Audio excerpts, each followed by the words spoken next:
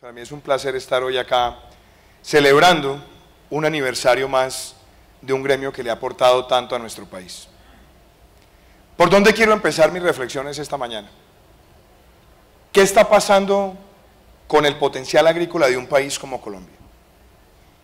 ¿Qué le pasa a Colombia en el entorno internacional cuando hablamos de su agricultura y de sus competidores?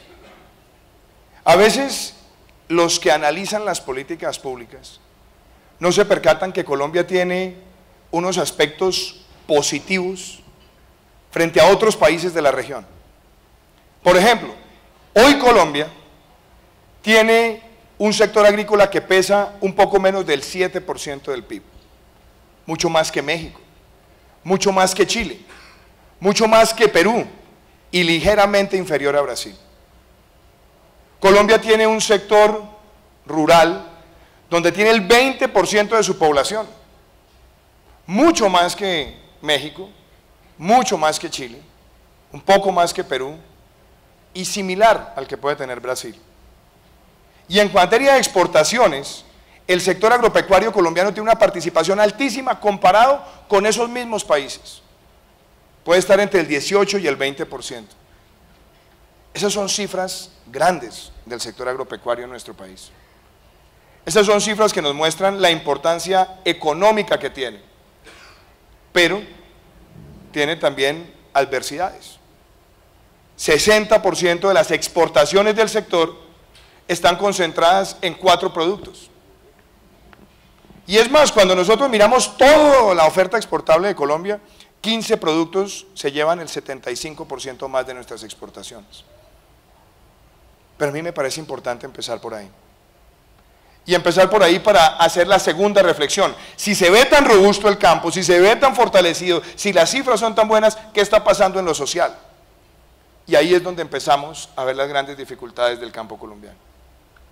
¿Cómo cuáles?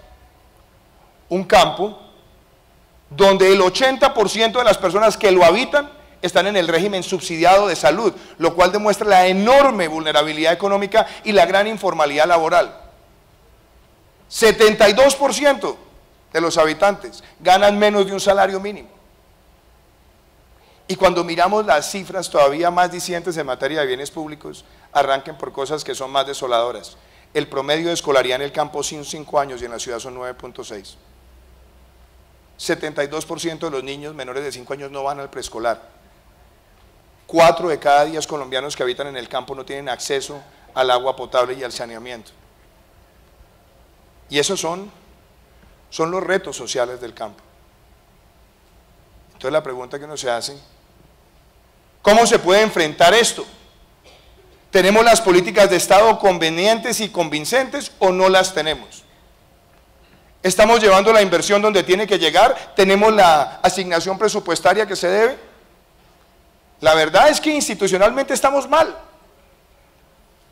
Un ministerio que de un año a otro le bajan el 40% del presupuesto, y donde le reducen el presupuesto de inversión, pero aumenta el número de funcionarios, donde se crean constantemente más marañas burocráticas, más peregrinaje burocrático, donde además tenemos la triste realidad de ver la captura política de las instituciones, que muchas terminan siendo manejadas, asignadas a feudos políticos por presiones de parlamentarios o de partidos.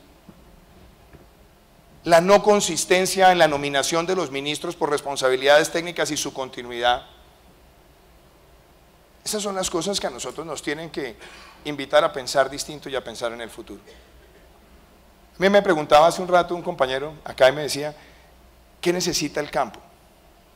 Si nosotros queremos cambiar las condiciones sociales en el campo, se necesita una alta tasa de inversión y una muy buena asignación del presupuesto en bienes públicos. 90% del presupuesto del Ministerio de Agricultura hoy se va en subsidios y solamente el 10% en bienes públicos. Todos los países que tienen una política agraria exitosa lo tienen por lo menos 50-50. Y yo no puedo dejar de tocar un tema que es sensible para ustedes. Es que ustedes son un ejemplo de lo que se debe hacer en el campo. En el año 2002, el gobierno definió tener una política de Estado pensando en los biocombustibles, con el impacto ambiental, con el impacto social, con la formalización, Y se tomaron decisiones como incentivos tributarios y además créditos con subsidio de tasa de interés para expandir el área sembrada de palma en Colombia y sobre todo darle el incentivo de que fuera un elemento disuasor y que sustituyera las zonas cocaleras como las que teníamos en el sur de Bolívar, como las que teníamos en los Montes de María, en algunas regiones de la altillanura, y el país llegó a 500.000 hectáreas. Se invirtieron más de $5.000 millones por parte del sector. Y lo que debería ser una política de Estado ha sido lacerada vilmente en los últimos años por el gobierno. No solamente se eliminaron los incentivos, no solamente se congelaron los precios en una decisión arbitraria, por demás decirlo, y lo que es más triste aún, se eliminan los aranceles para supuestamente controlar la inflación, se permite la importación de etanol de baja calidad y no cambia el precio al consumidor final. Así no se puede hacer política agraria en Colombia. Aquí se trata de pensar en el futuro. Esto no es de izquierda ni de derecha, esto es pensar en el futuro, con las políticas públicas que Colombia necesita. Y aquí es donde yo quiero plantearles a ustedes por qué quiero ser presidente de Colombia y por qué quiero ser el presidente de Colombia que haga la gran transformación que se merece el campo colombiano. Lo primero, y lo quiero decir con total claridad, yo no voy a ser un presidente que va a negociar la política agraria con los verdugos del campo. La política agraria se discute con los productores, con los campesinos, con los que invierten, pero no con los verdugos del campo. Lo segundo, nosotros tenemos que despolitizar por completo todas las instituciones del sector. Que el ICA, que Finagro, que Corpoica, que el Banco Agrario esté con profesionales idóneos que conozcan y que sepan las realidades del sector. Tercero, yo quiero un campo con una altísima tasa de inversión porque eso es lo único que permite formalizar empleos y contener cualquier discurso populista de generar odio de clases en el sector rural. ¿Qué espero hacer? Dar una exención de impuesto de renta por 10 años a todas las inversiones agroindustriales que generen empleos permanentes en el campo colombiano. Así se genera inversión y empleo de calidad. ¿Qué espero hacer? Que el matrimonio entre agroindustria y pequeños productores sea una realidad, porque así es como podemos escalar la verdadera producción. Yo quiero ver, por ejemplo, para el sector palmicultor, un crédito de incentivo a la productividad palmera, que incentive la productividad entre 28, 30, 32 toneladas para que ustedes tengan ese apoyo financiero y puedan maximizar las inversiones. Y el año pasado se firmó el decreto 926 del 2017 que reglamenta el Acuerdo de París. Yo quiero que este sector que aporta tanto al medio ambiente colombiano tenga la compensación por la reducción y captura de CO2 y que esa también sea una fuente de ingreso para el sector palmicultor que le muestre el impacto ambiental que tiene para la sociedad colombiana. Y eso me obliga también a hablar de la mezcla. Aquí hay que poner metas concretas. La meta la dejaron por debajo del 10, congelada. Eso no puede ser. Aquí hay que pensar con una visión de futuro y mucho más en un escenario donde están subiendo los precios del petróleo. Yo quiero que para el año 2022 la mezcla esté en el 18%, por el impacto que tiene ambientalmente y por lo que puede representar para que Colombia deje de consumir cerca de 40.000 barriles diarios de combustibles fósiles. Y creo supremamente importante también para la realidad del sector, que nosotros, cuando miramos al palmicultor, le podamos decir que el precio no se lo va a definir arbitrariamente el ministro, ni por una resolución de la CREC, sino que haya condiciones objetivas para fijar el precio de los biocombustibles, mirando también los escenarios del mercado internacional. Yo quiero un campo con microseguros también. Aquí está mi buen amigo el doctor Jorge Humberto Botero. Que el productor, cuando reciba su crédito, pueda tener el acompañamiento para estar protegido a los riesgos de cosecha o a las fluctuaciones de precio, y no necesariamente cuando lo embiste una circunstancia adversa quedar reportado después a las centrales de crédito y nunca más poder volver a emprender una iniciativa productiva. Yo quiero un sector agropecuario que tenga la gran posibilidad de hacer transferencia técnica real. Y para hacerlo hay que fortalecer también la parafiscalidad del sector y fortalecer la capacidad gremial de la administración. Pero yo no quiero ver más gremios chantajeados por el gobierno, viendo a ver si les mete la mano para someterlos a la voluntad política de los gobiernos. Yo quiero un sector agropecuario que tenga la posibilidad de asignar el crédito a través de plataformas digitales y que los pequeños productores los puedan recibir en los almacenes de depósito o en los proveedores de insumos. Y yo quiero un sector rural donde la seguridad sea la parte vital de su desarrollo. Aquí se puede guardar silencio, y se guarda el silencio en muchas regiones del país, pero les digo, yo acabo de estar en Ayapel y en Montelíbano y las críticas de la extorsión son tremendas. La extorsión está volviendo al sector rural colombiano. La presión de la coca Doctor en Iván, muchas regiones dos minuticos de uno. Yo tomé los dos que usted me dio ahí en Ayapel. voy. En otras regiones del país, lo de la coca es una amenaza a la agricultura lícita. Se lo resumo en una sola cosa. Yo voy a retomar la agenda de seguridad democrática que teníamos en el campo colombiano. Esa es mi visión. Es una visión de mercado, es una visión que integra al pequeño productor con la agroindustria, y es una visión donde este sector hace parte de ese lema que estoy predicando: producir conservando, conservar produciendo. La palma es un cultivo de impacto social, de impacto laboral, de gran impacto positivo en el medio ambiente, y para mí lo que ustedes hacen es un referente en otros sectores. Muchísimas gracias. El tema no es solamente la cantidad de la plata, el tema es la calidad de la inversión. Nosotros vimos, por ejemplo, en el gobierno del presidente Pastrana se pasó un presupuesto inferior a los 200.000 millones y lo llevaron a 500.000. El gobierno del presidente Uribe lo dejó en 1 billón. Aquí lo llegaron a subir a 4 cuando vinieron las presiones. El problema no es la plata, es la calidad del gasto y a dónde se asignan mejor los recursos. A mí me parece, por ejemplo, vergonzoso la cantidad de burocracia que le han metido al sector. Que la agencia de tierras, que la agencia de desarrollo rural, que la agencia de restitución. Entonces es llenar de burocracia el sector. Yo creo que lo mejor son los recursos que se asignan, claro, la provisión de bienes públicos, pero los que se asignan también para mejorar la productividad del sector. Entonces, hoy vemos un presupuesto que pasó de 4 a 2.3 billones de pesos. Claro, el presupuesto no lo puede aumentar, sin duda. Lo debería uno llevar a 4, sin duda. Lo que yo creo es, la inversión tiene que estar en ¿qué? ¿Cuáles son los bienes públicos? El primero, que nadie habla de él como bien público, es la defensa irrestricta de la propiedad privada en Colombia. Si usted no defiende al tenedor de buena fe y a la propiedad privada, no hay desarrollo agroindustrial que valga en ningún lugar del país. Segundo, reservorios de agua, sí.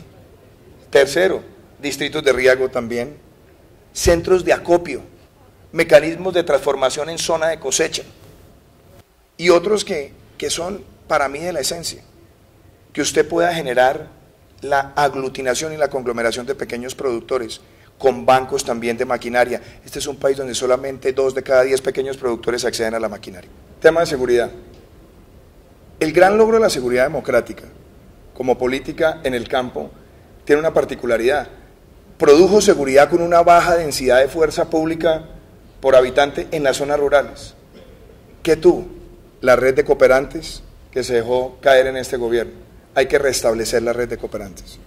Segundo, la red de recompensas, hay que restablecerla para que el ciudadano denuncie al delincuente y entonces se pueda hacer la persecución real y efectiva. Tercero, nosotros necesitamos con urgencia volver a tener los consejos semanales de seguridad en todo el territorio nacional, la fuerza pública con el presidente y la comunidad para identificar los retos e intervenir de manera rápida. Hoy el campo colombiano está volviendo a sufrir la extorsión y los problemas de abigeato en 7 departamentos son brutales. ¿Qué se necesita? Victorias tempranas. Yo tengo un compromiso en el departamento de Córdoba. Yo voy en los primeros 6 meses de gobierno a tomar una decisión directa como presidente de la República y vamos a sacar la extorsión de ese departamento, sacando a esas bandas criminales con la comunidad. Cuando empecemos a demostrar que somos capaces con uno, empieza a caerse el efecto dominó. Así quiero enfrentar la seguridad en el campo en nuestro país, con esas 4 políticas articuladas. Jorge, hace 6 meses nosotros presentamos este libro, se llama Indignación, y aquí están unas propuestas muy concretas sobre lo que queremos hacer desde el gobierno. ¿Para qué? No para que sea una declaración de buenas intenciones, sino para que le sirva al ciudadano hacerle seguimiento al gobierno y ver cómo vamos a cumplir nuestras tareas. Ahora, ¿qué quiere decir despolitización? Yo comparto, y lo hemos dicho desde hace mucho tiempo, los ministros deben ser de 4 años idealmente, que haya permanencia en los cargos públicos. Y obviamente lo que no queremos es ministros de Agricultura que estén, porque es que representa a este partido o al otro partido. Yo creo que la parte fundamental es de una vez decir, los gabinetes no se asignan como cuotas o feudos de partidos, sino buscando la estabilidad del diseño de políticas públicas de calidad. Esa es una. Y lo mismo debería pasar con las entidades del sector, digamos, eso es lo elemental. Ahora, despolitización también son otras cosas. Despolitización también es que desde el Ejecutivo no se esté presionando al Banco Agrario para prestarle plata a Navelena y no a los que realmente necesitan el crédito en el campo. Eso también es despolitización, es no ingerir las decisiones técnicas por criterios políticos. Despolitización también es otra cosa, las juntas directivas, que nosotros lo planteamos en esta propuesta de gobierno. Es que las juntas directivas se han convertido en el refugio de los amigos de los presidentes o de los financiadores de los presidentes. Eso tampoco puede ser así. Y lo que estamos planteando acá es que todos los cargos de juntas directivas, primero, debe establecerse un perfil del miembro de junta directiva en el Estado y establecer públicamente que los ciudadanos puedan monitorear que se cumplan esos requisitos y que los miembros de junta tengan periodo fijo y que obviamente puedan ser supervisados en el momento en que están desarrollando sus actividades. Eso también es despolitización. Y lo otro tiene que ver con el detalle. Porque aquí estamos todavía, ya pasamos de 30.000 a 10.000 pies, ahora llevemos esto a lo terrenal. La despolitización tiene que ver con la ejecución presupuestal en el terreno, con el manejo del presupuesto con alcaldes, y yo quiero cerrar con esto, Jorge. Lo más importante es que la contratación del sector no termine siendo manejada a través de convenios interadministrativos donde intervienen los parlamentarios, o lo que es aún peor, que termina preso de la contratación directa o de los carteles de únicos proponentes. Eso es lo que quiero hacer en materia de despolitización del campo. Muchas gracias. Si cualquiera de ustedes llega a la presidencia de la República con una entidad específica para despolitizarla y hacer un compromiso, como lo han dejado ver, desde el punto de vista de los niveles técnicos que se requieren. Primero, la parafiscalía no puede ser dinero de bolsillo del gobierno. Si hay parafiscalidad, se acepta que la administración y la gestión corresponde al gremio que la va a administrar. Yo creo que, por ejemplo, lo que se logró en el Fondo Nacional del Ganado, con unas intervenciones impecables, que Colombia llegó a ser un país libre de aftosa. Lo que han hecho sectores como este en materia de investigación y de productividad. Nosotros no podemos dejar que los ministros, primero, chantajeen a los gremios para someterlos con el temor de que les voy a quitar la parafiscalidad. Y eso no lo estoy diciendo acá por quedar bien con ustedes, lo dije en la discusión del plan de desarrollo cuando metieron eso como un mico. Me paré y denuncié esa vagabundería. Me duele hoy que hayan hecho esa expropiación con el Fondo Nacional del Ganado, y como presidente jamás actuaré en una actitud temeraria ni para infundirle miedo a ningún sector. Lo que quiero es que la parafiscalidad se administre para mejorar la productividad, la investigación, la asistencia técnica y el acompañamiento a esa integración del desarrollo agroindustrial con el pequeño productor. Ustedes hablaron de bienes públicos y uno de ellos es el tema de la infraestructura. El caso de las vías, ustedes lo saben bien, para el sector rural es algo imprescindible. Y voy a combinar una pregunta del público con algo que había pensado en este tema. Ustedes conocen el anuncio que hizo el gobierno hoy de cerrar la vía al llano por el tema del puente. Solo para que se den una idea, el 50% del cerdo que se consume en Bogotá viene de los llanos y el 67% del ganado. Y me decía Jens que son aproximadamente 14.000 toneladas de los productos del sector de la palma que vienen por esa carretera. ¿Ustedes qué hubieran hecho si fueran el gobernante de los colombianos con lo que ocurrió el día de hoy? Bueno, primero, hablando del caso puntual, yo quisiera saber cuáles fueron los argumentos técnicos para tomar una decisión, primero, tan súbita y con unas implicaciones económicas tan grandes. Primero, quincena. Segundo, estamos hablando de liquidaciones, también de productores. Entonces yo creo que el costo económico de esta decisión este fin de semana va a ser de cientos de miles de millones. Yo quisiera saber sobre qué base un gobierno toma una decisión de semejante impacto y con tanta irresponsabilidad, comunicada a medianoche, cuando están transitando los vehículos. Entonces, eso uno. Dos, bienes públicos y en materia vial. Yo creo que hay que terminar las grandes arterias que Colombia tiene de 4G y los proyectos de 11 concesiones que estaban pendientes de terminar del gobierno del presidente Uribe. Eso hay que hacerlo. Pero nosotros no podemos seguir estando de espaldas a la discusión de los modelos financieros de muchas carreteras. Hoy estamos pagando, senadora María del Rosario, usted lo anunció en un debate, hoy estamos pagando vías que tenemos a 15.000 millones de pesos al kilómetro, como Mulaloro o Guerrero. ¿Cómo se financia una carretera de 15.000 millones de pesos al kilómetro si no es o con un exceso de peajes o con peajes altísimos que también tienen impacto directo en la productividad del país? Esas discusiones nadie las está dando. Y eso es muy importante para cualquier sector. Esa fue la razón por la cual yo hice un debate sobre el modelo financiero de las 4G y los impactos que va a tener en todo el sector productivo colombiano. Y yo sí quiero resolver un tema de vías terciarias en el país. Tenemos un déficit grande de más de 2.600 kilómetros de vías terciarias. Todas no se van a poder pavimentar. Eso hay que asumirlo. Pero sí se pueden hacer proyectos de calidad que mejoran la movilidad y que pueden implicar empleo para las comunidades, como el desarrollo de vías de placahuella que hoy tiene exitosamente el departamento de Antioquia y el departamento de Caldas.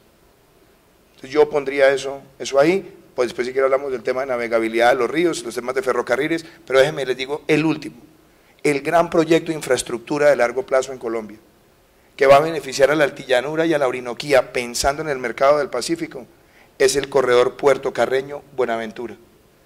Yo quiero ser el presidente de la República que logre articular el diseño e iniciar la construcción de esa vía, porque ese es el futuro de la exportación agroindustrial del país hacia las zonas del Pacífico. Varios temas, primero, relacionados con lo que implica agroindustria. Es que agroindustria no solamente es mega, hay producción media. Hay que tomar unas decisiones tributarias audaces en el país. No tiene que, la exención de IVA a bienes de capital se tiene que dar porque eso le afecta muchísimo al desarrollo de la agroindustria en el país. Cuando nosotros hablamos, por ejemplo, de rentas presuntivas, el desarrollo agroindustrial del país, sobre todo en cultivos de tardío rendimiento, tiene una gran inyección de capital que se demora en tener retorno, y entonces usted no le puede castigar la inversión aumentando la renta presuntiva del sector. Usted tiene que entender esa realidad. Segunda reforma. La tercera, si usted quiere hacer desarrollo agroindustrial, tiene que buscar que la política de tierras del país también tenga una revisión. Nosotros seguimos con un prurito de minifundio que viene desde las reformas de los 90 con la limitación de las unidades agrícolas familiares. Y eso ha impedido el desarrollo agroindustrial en muchas regiones del país o termina generando incentivos a buscar piruetas jurídicas para tratar de hacer una acumulación. Eso debería tener mucha más transparencia y facilitar mucho más la asociación con el pequeño productor para que haga parte de esa unidad, de esa mega unidad productiva. Otra cosa, el crédito tiene que ser de largo plazo. Y ahí quiero tocar un tema sensible. No hay en Colombia un desarrollo de los mercados de capital que incentive a las empresas agroindustriales. Es que, señores, nosotros tenemos menos de 80 empresas listadas en bolsa. Si acaso 5 transan más de 5 millones de dólares diarios. ¿Dónde están los emisores que vengan del desarrollo agroindustrial en el país? Ese sería un gran vehículo para canalizar ahorro hacia desarrollo de largo plazo, fomentando un sector de alto impacto, además con beneficios ambientales. Y yo metería también el tema ahí de la compensación ambiental. El gobierno lleva un año tratando de reglamentar el decreto 926 derivado del Pacto de París para compensar a sectores como el de La Palma, que tienen un gran beneficio ambiental para tener los créditos de reducción y captura de CO2. Un año llevamos en eso. Eso es fundamental para el desarrollo de la agroindustria, porque la agroindustria tiene efectos positivos en el medio ambiente. Y mi último tema, Jorge. Yo creo que nosotros tenemos que tomar una decisión frente a los tratados de libre comercio. Yo creo en los tratados de libre comercio. No son ni buenos ni malos, son. Están ahí, abren mercados. Pero yo voy a tomar una decisión. Durante el gobierno de Iván Duque, del Centro Democrático, de esta coalición, nosotros no vamos a firmar ni a negociar un solo tratado de libre comercio más. Nos vamos a dedicar a aprovechar los que tenemos y a que la producción agroindustrial y la producción industrial del país esté con una gran diplomacia comercial orientada a ganar espacio en esos mercados y no a seguir perdiendo mercados como lo estamos haciendo en los últimos 7 años. Quiero agradecerles de verdad esta invitación y decirles que aquí hay un proyecto de país, aquí hay un proyecto de futuro.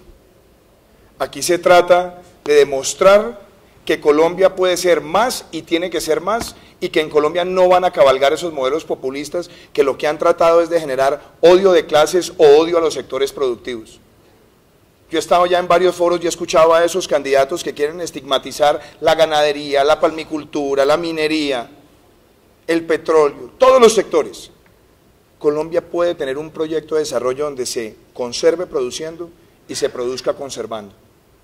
Y tenemos que pensar en un país que supere debates de izquierda y derecha y establezca una visión para el sector agropecuario, donde la producción, la inversión, la formalización sea una realidad. Yo recuerdo cuando empezó el régimen de Hugo Chávez en Venezuela, había un desprecio por lo rural de unos sectores de la sociedad y expropiaron más de 6 millones de hectáreas. Acabaron con la iniciativa privada en el campo. Nosotros tenemos que seguir demostrando que Colombia es un país donde las transformaciones se pueden hacer con economía de mercado, con gran inversión, con gran formalización, con impacto ambiental, donde se puedan hacer proyectos de infraestructura en las regiones y donde los empresarios tengan la posibilidad de hacer obras por impuestos, y donde nosotros le digamos a esa Colombia del futuro, a esa generación de la cual me siento orgulloso, como parte donde está el 73% de los colombianos menores de 45 años, que queremos gobernar con todos y para todos. Decir que llegó el momento donde nosotros pongamos a Colombia a fijarse con políticas de Estado la gran meta, y es que tenemos que ser la gran potencia agropecuaria de Sudamérica.